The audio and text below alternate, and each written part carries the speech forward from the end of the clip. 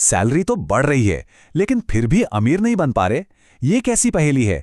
आज हम इसी को सुलझाने की कोशिश करेंगे कि आखिर क्यों ज्यादा कमाई के बावजूद हमारी आर्थिक स्थिति बेहतर नहीं हो पाती। तो चलिए शुरू करते हैं। अक्सर ऐसा लगता है ना कि सैलरी बढ़ने के बाद भी महीने के आखिर में जेब खाली की खाली ही रह जाती है।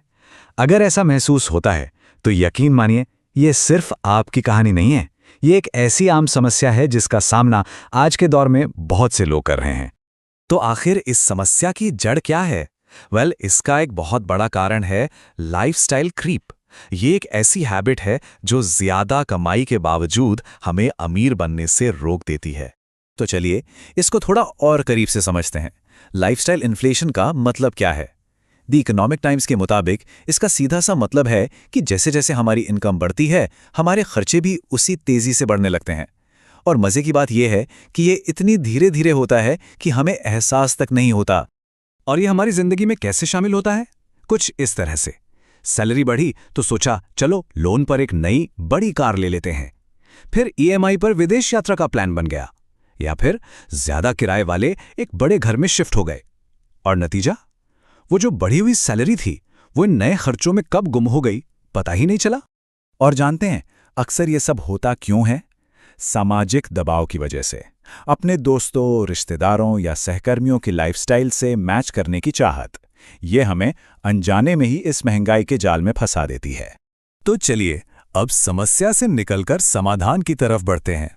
देखते हैं कि भारतीय रिजर्व बैंक के हिसाब से एक मजबूत फाइनेंशियल फाउंडेशन यानी कि वित्तीय नींव आखिर बनाई कैसे जाए। यहां ना बस सोच में एक छोटा सा बदलाव लाना है और वो बहुत बड़ा फर्क ला सकता है। देखिए, ज्यादातर लोग क्या करते हैं, पहले खर्च और फिर जो बचा वो बचत। लेकिन आरबीआई कहता है इससे बिल्कुल उल्टा कर दो, यानी saving is income minus expenditure. पहले अपनी इनकम से बचत का हिस्सा अलग निकालो और फिर जो बचे उसे खर्च करो।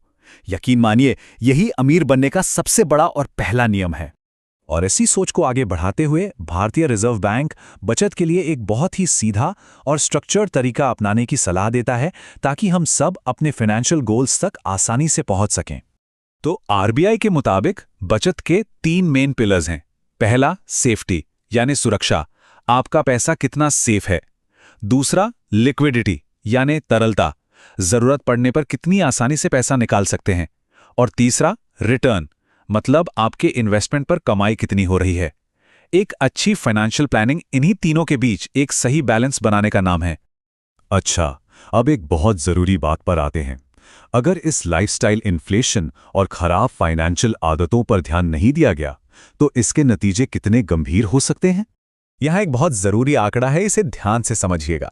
द इकोनॉमिक टाइम्स के मुताबिक महीने की कुल ईएमआई मतलब सारी किश्तें मिलाकर इनकम के 40 से 50% से ज्यादा नहीं होनी चाहिए। अगर ये लिमिट पार हो रही है तो समझिए ये एक बहुत बड़ा रेड फ्लैग है। होता क्या है कि जब लाइफस्टाइल के खर्चे हमारी ज़रूरतों पर हावी होने लगते हैं तो सबसे पहले तो बजट बिगड़ता है। फिर हम अपने फाइनेंशियल गोल से दूर होते जाते हैं और धीरे धीरे महंगे कर्ज पर हमारी निर्भरता बढ़ जाती है।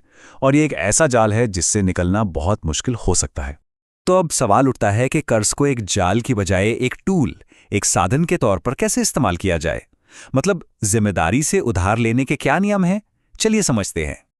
आरबीआई के हिसाब से कर्ज 2 तरह का होता है, गुड डेट और बैड डेट। अच्छा कर्ज वो है जो कोई एसेट बनाने में मदद करे, मतलब जिससे आगे वैल्यू बने, जैसे कि होम लोन या एजुकेशन लोन। और बुरा कर्ज वो है जो सिर्फ गैर जरूरी खर्चों के लिए लिया जाए, जैसे क्रेडिट कार्ड से बेहिसाब शॉपिंग करना। तो स्मार्ट तरीके से उधार लेने के लिए आरबीआई की ये चेकलिस्ट हमेशा याद रखें। पहली बात, हमेशा बैंक या एनबीएफसी जैसी रेगुलेटेड संस्थाओं से ही कर्ज लें। दूसरी, अपनी चुकाने की क्षमता का ईमानदारी से आकलन करें। तीसरी, लोन की सभी शर्तें, ब्याज दरें और कोई हिडन चार्जेस तो नहीं है, ये सब ध्यान से समझें। और हाँ, किसी एजेंट के चक्कर में पड़ने के बजाय सीधे बैंक या इंस्टीट्यूशन से बात करें। चलिए अब एक बहुत ही ज्यादा महत्वपूर्ण विषय पर आते हैं। अगर कभी कोई वित्तीय संकट में फंस जाए तो एक कर्जदार के तौर पर हमारे अधिकार क्या हैं, ये जानना बेहद जरूरी है। देखिए, भारतीय रिजर्व बैंक ने बहुत सख्त गाइडलाइंस जारी की हैं ताकि कर्ज की वसूली के नाम पर किसी भी उधारकर्ता को परेशान न किया जा सके। ये नियम हमारी सुरक्षा के लिए बनाए गए हैं। और ये नियम बिल्कुल साफ हैं। रिकवरी एजेंट किसी भी तरह की अपमानजनक भाषा, डराने धमकाने का इस्तेमाल नहीं कर सकते। वो सुबह 8 बजे से पहले या शाम 7 बजे के बाद संपर्क नहीं कर सकते, और उनके पास हमेशा एक वैलिड आईडी कार्ड और बैंक का ऑथराइजेशन लेटर होना जरूरी है। और एक बात, अगर कोई सच में वित्तीय संकट में है तो बैंक की तरफ से वन टाइम सेटलमेंट या ओटीएस का ऑप्शन मिल सकता है। लेकिन यहां 2 बातें गांठ बांध लीजिए।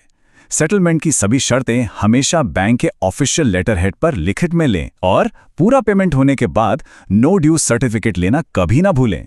तो आखिर में बस एक सवाल जो हम सबको खुद से पूछना चाहिए, क्या हमारा पैसा हमारे भविष्य को बना रहा है या सिर्फ हमारी आज की लाइफस्टाइल को फंड कर रहा है? इस पर सोचिएगा जरूर।